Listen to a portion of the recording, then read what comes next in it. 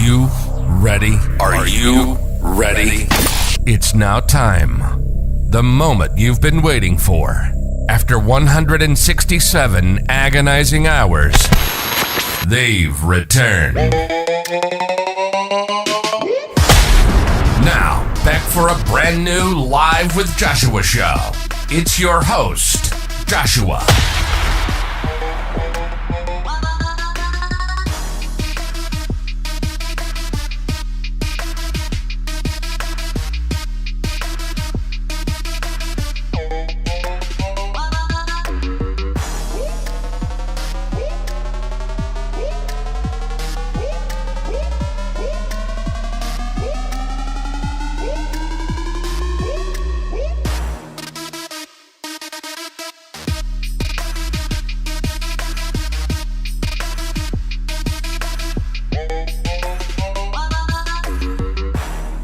To talk to you now. By the way, thank you for joining us. And with that being said, I wanted to quickly jump right into it because I understand that you used to live in California. Is that correct? Correct. And to rewind, thank you so much for having me. Yes, I used to live in California. That is correct. And I also understand that you went to Cal State, LA. Correct. You really did your research. Just so you know, I drive by Cal State, LA every single morning. Yeah. Are you in Pasadena? Yes, we in that area right about. I am now in OC now. Okay, where at? But I do have myself a long commute. And so after that, you sort of move around a bit, didn't you? You were in Texas, and now you're in the East Coast. Correct. Oh my goodness, you really did do your research. I love it. Correct. I was born and raised in California, and I went to college in Southern California, and I lived there for many, many years post-grad. And then we moved to Texas during the pandemic to test that out. It was just a little too hot, so we decided to move east and never look back. How fun. Wow. Okay. That just reminded me. You have to promise me that if you haven't already, you're going to have to write a book about it. That is one thing in all the things that I could do out in the world. I really don't have a huge desire. A lot of my colleagues are writing books. That's just, it seems like the logical next step, but it's just, it seems overwhelming. Are you would you consider yourself someone who read a lot? Yes. What sort of books are you into, if we can ask you that? Oh, I mean, I don't have any specific. I mean, I guess it depends on where I am at in the season of my life. Lately, it has been a lot of business and self-help books, but I'd say closer to the end of last year, I read Hotel Magnifique with my 13-year-old daughter. So that was fun. I just read The Seven Husbands of Evelyn Hugo while on spring break. So it's all over the place. Now, would that be more of a? Are you more of a an ebook types, or you have the physical books in hands? I have to have the physical paper in my hands. I cannot look at a screen any more than I need to. I see. Okay. All right. So real quick. So this podcast, you are also a podcast producer. Am I right? Correct. What inspired you to create one? I really like to get in over my head, and I really like to launch things. So I didn't really have an inspiration. I just had an idea and I thought, why not? We can test it. For those tuning in, I don't recommend going about it that way, but I just decided I wanted to do it and I did it. Okay. Thank you for sharing that with us. Also, with that, what would you say the biggest lessons that you learned from making and producing podcasts? Oh man. Oof.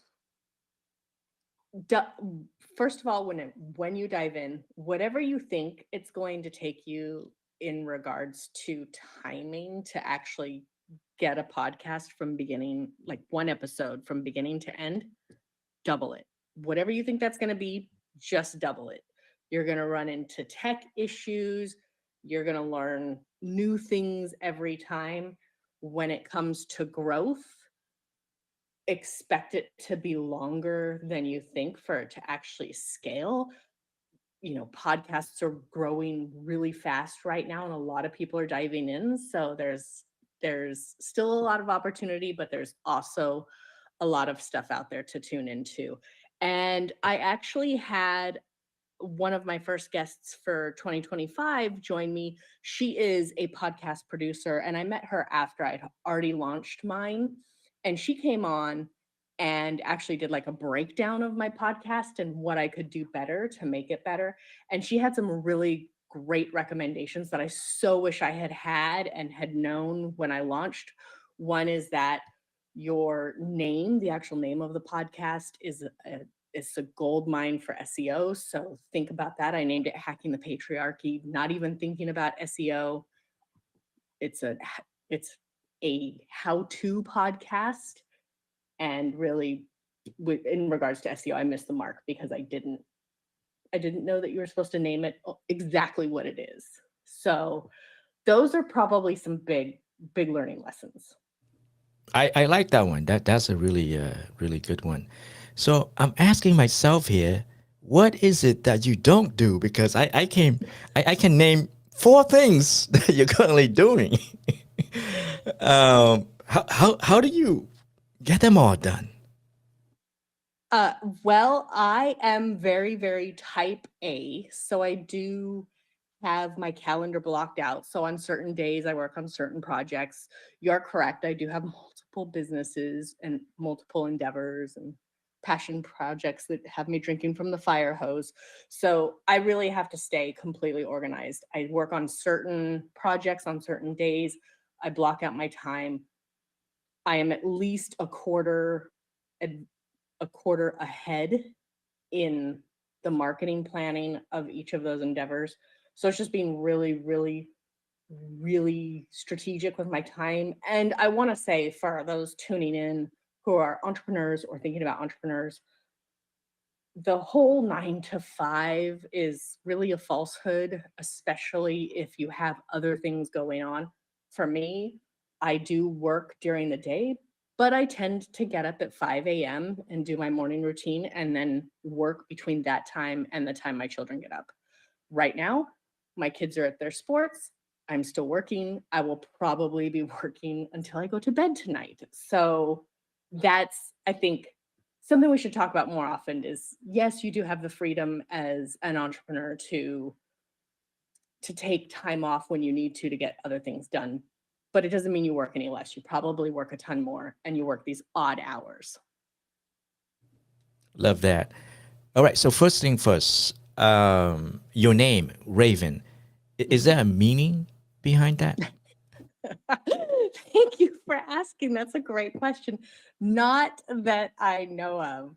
My mother insisted that she and I think it was my aunt were giving birth around the same time and they both really liked the names. I have a cousin named Skylar, and apparently there was a show in the 70s that had the two characters, and maybe that's how they came up with it. I don't know. For a long time, my grandmother would always say that it was the drugs my parents were doing in the 70s. So I actually don't know the true answer, and I just go with it. Okay. All right. So real quickly to business strategy and you being a business strategy, what do you hope that people out there understand? Oh man. Ooh. I again, even in being in business, you have to be very organized. You have to have a plan. You have to be strategic about growth. I am prone to type A perfectionism, so I am currently learning myself progress over perfection. So really just whatever you think it's going to take at all times, just manage your time, but also estimate double for whatever it is. Oh, I have the perfect piece of advice for the entrepreneurs tuning in, business owners tuning in, especially in your beginning stages. Take the strategic approach of, if you look at what it is costing you to do a task and you could be making more money actually executing with a client, whatever it is doing, hire someone else to do that thing. I think of it, a perfect example is if you're not an accountant, most likely if you're a solopreneur, small business, you might be stuck in the accounting and you're spending hours and hours and hours, and you could be billing at hundreds per hour if you were doing your actual your the work you're in service of to clients. So hire an accountant to do that work that's taking you days to do it in a couple hours. Think of that as a way to strategically plan your ROI of your time and your money. And then I had a great podcast guest. I loved this. She threw out that if you're not in a place to hire someone, if you're just really starting out or you're really cash strapped, enlist friends and family. Say, I'll cook for you, I'll clean for you, I'll do something if you'll just come in and help me with this thing. And I thought that was absolutely brilliant because I had never thought of that. Yeah, yeah, that truly is. Um, I curious. Can you speak more about you advocating for specifically women in business? Yeah, I mean, I launched into being a business owner almost, I think it's like 13 years ago now. And when I did that, I joined a women's community and I realized how much we were able to lean on each other. And so, with that, when I started working, I really ended up having almost all female, all women clients. And it just kind of spun out from there. And then I just really dug in my heels and I slowly got to a place where I would say, just the other day, a friend of mine was like, go ahead and say the dirty word, but a feminist. And I just really, no matter how we look at it, for the most part, we're at a disadvantage. We're paid less, we're given less funding for our businesses, the opportunities aren't as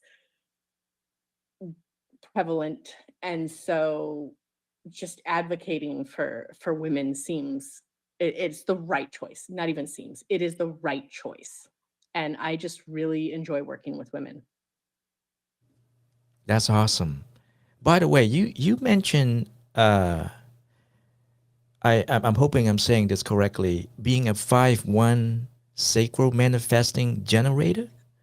Yes. Yeah. What is that?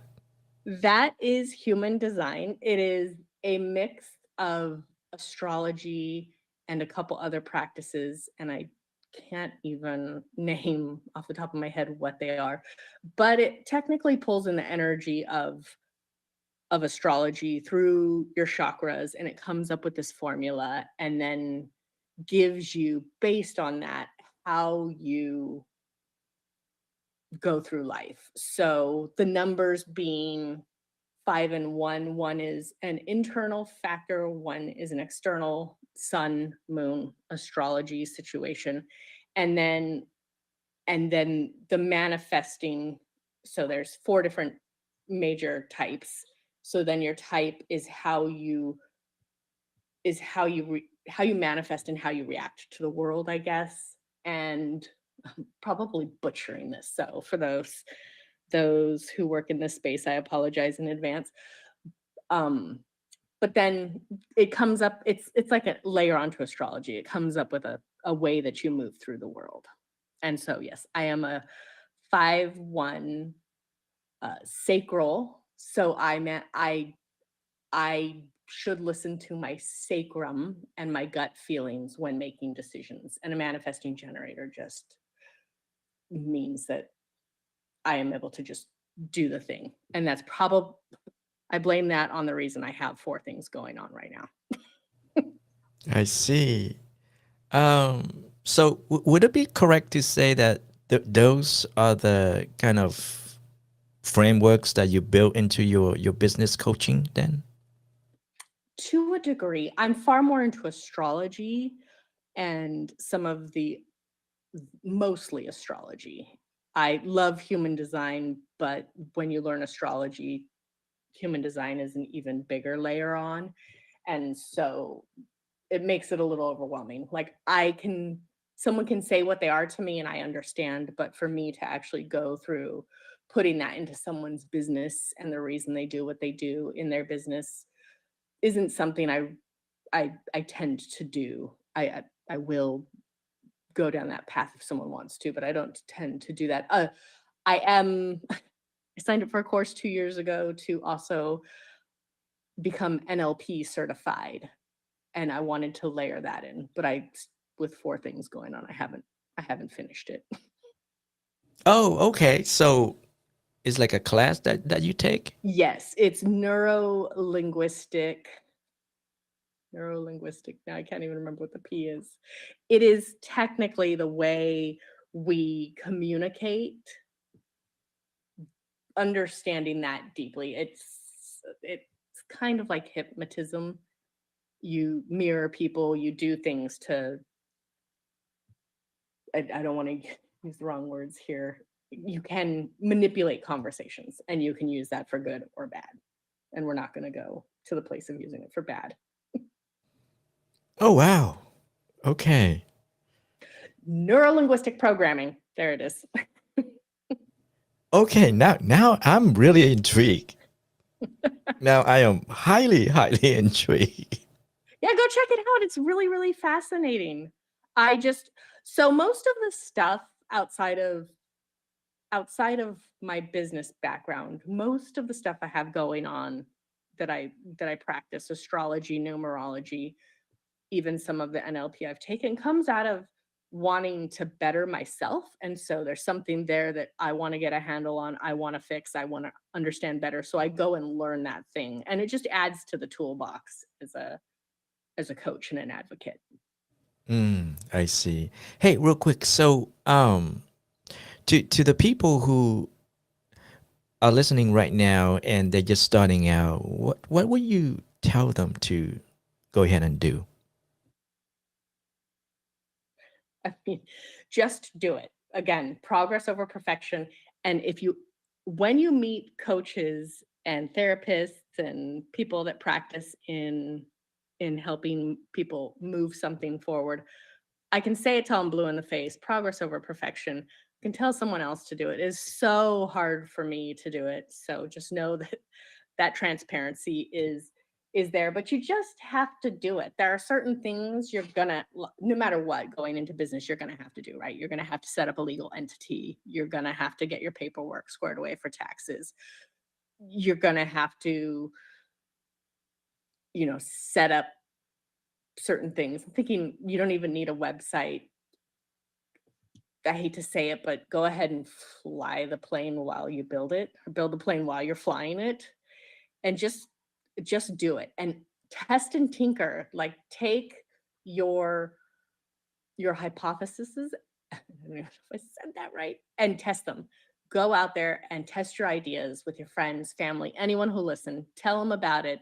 See what they have to say, what feedback you can get. Just do it. Love that.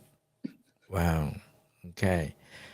Hey, when you're not busy all the time, what do you do for fun? uh that's like I hang out with my kids. I go to their sporting events. We go and get out in nature. We go do stuff. I have a teenager and a tween, so we do that part of life. I like to hang out outside, go on hikes. I like to drink beer and wine once in a while. I have 4 hens and I'm obsessed. If you have the opportunity, go get yourself some chickens. They're the most fascinating creatures. It's so much fun. I could spend hours out there just watching them. They have an entire hierarchy. They're literally the original mean girls. It's fascinating. I spend a lot of time out in my yard. Man, that is really cool. That sounded really, really cool. They really are. I can't recommend them. I wish someone had said when I was younger, get some chickens. Those are the pets to have. Yeah. Now, is the whole family into it too, or just you? Everyone is into it. Everyone adores them. I'm probably the most though. I get the most excited about them. I just find them to be they're just so fun. But everyone, my kids get in there and hold them and chase them around the yard. Okay. Hey, I want to go back to what we asked you from the very beginning. What would you say is the purpose of your podcast? To have conversations with diverse individuals who bring diversity of thought and diverse backgrounds and their expertise to the table to discuss patriarchal systems and structures and the way diverse individuals can use hacks to make their lives easier. That is that's the best I can do there. Got it. Thank you for explaining that.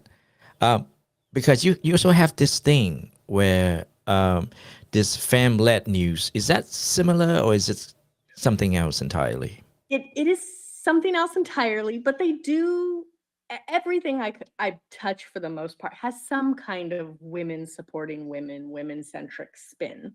So Femled News is a weekly newsletter that I write. The edition goes out every Thursday morning. So tomorrow morning, this week's edition will go out. And I just take all the news that I've consumed, bookmarked, read, everything for the week that is about women, by women, for women. And I put it all into one easy to read, fun little newsletter every week. Very cool. Okay. All right. So you're gonna have to tell us about Savvy Gal. Yes, absolutely. That was just what I launched that in 2012 as a boutique marketing agency. I kept it running for a long time. And then once I had launched a startup and gone through a business accelerator and done the whole startup founder journey, when I set that down, I picked up Savvy Gal again and turned it into a business consulting coaching. Um, it's just me, solopreneur, business strategist, coaching and consulting. And actually caught me at a very interesting time. For the most part, I am going to set that down. Tomorrow, I am launching a brand new venture with a local North Carolina venture for women with a new business partner tomorrow. So I will be the only thing I'm going to do is some coaching, but very, very minimal. Oh man, how fun. Yeah, I get to set something down. I'm quite excited about it, actually. Yeah, right. Hey, real quickly, knowing what you know now for being in business for so long, curious, would there be anything that you might want to change? Oh, I guess I mean, no. If I had to do it again, I would do it the exact same way. Every stumbling block is something to be learned. Every pivot is something to be learned. I believe that even if I had done it completely different, I would probably still end up here in the same place with the same things. The journey might just look a little different. Yeah. Okay. I love that. That proves that you have a very good, positive outlook in in this journey, You caught me on a good day. which we are happy about. By the way, we are so happy that we caught you and that you are here and spending a couple of minutes with us. Is the family planning on coming to Cali for vacation? Oh, I wish. My daughter keeps begging me. Maybe next year. I think this summer we're either gonna send the kids off to a camp that they want to go to, or ideally we're gonna take a cruise or head down to Florida. Um, so probably not this year, but my daughter has been begging. I would love to head back next year. Okay, yeah. How long has it been since you yourself been back to Cali? I was there last year, 2024. I was there to speak at Alt Summit in Palm Springs last year. This time in April. Yeah, I think it was April. Yeah, it was April of last year. Oh, okay, okay. Was it very hot when you were here?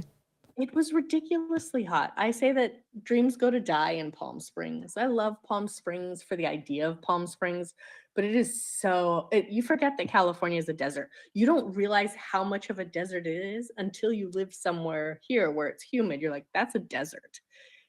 Palm Springs is ridiculously hot and dry. Good point. That's a good point. Yeah. Well, at least you enjoy yourself. That's the main thing. Yeah. You know, folks, we are so out of time. And Raven, thank you so very much for being here and sharing your story with us. Thank you so much for having me. It's been fun. This was fun.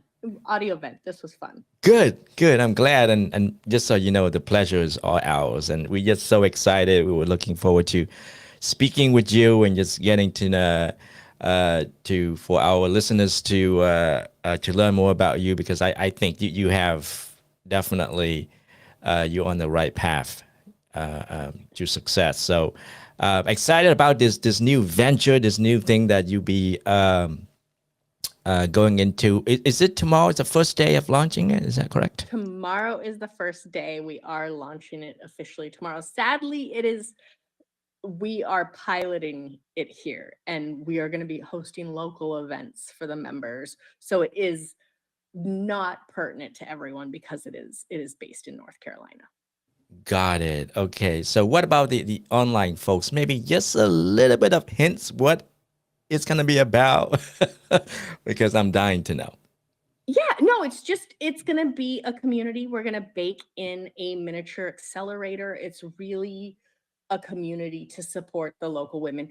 I know we're almost at time, but we hosted a small event for Raleigh-Durham Startup Week last week or the week before. Now I can't remember what the day is, but we hosted an event and we realized there's just a really, really big need for the support, women-centric support in startup, small business, solopreneurship in the area. It's very fragmented, with a lot of groups being very specific to the need, but maybe not as focused on the resources to help you scale correctly.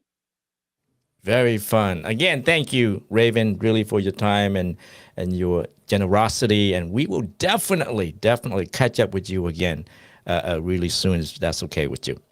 Yes, thank you so much for having me. It's been a pleasure. Thank you so much, Raven. Okay, so with that being said, everybody else, thank you so much for listening in. In particular, I do wanted to shout out Adrian here. Adrian, thank you so much for being here. We love you. I love you. And we just want to make sure that we clap it up for Adrian's. Yes, do it now. Thank you. There you go. And I really hope to see you all again really, really soon. With that being said, take us out. Bye for now. You've been listening to the Live with Joshua audio event, your weekly jam session. Always bringing you an endless amount of kindness, an abundant supply of happiness, and a whole lot of smiles. Don't forget to like and comment this audio event. You can stay up to date by going to www.livewithjoshua.com. We'll be back here next week for another Live with Joshua audio event. Until then, be blessed, stay blessed, and we'll see you soon.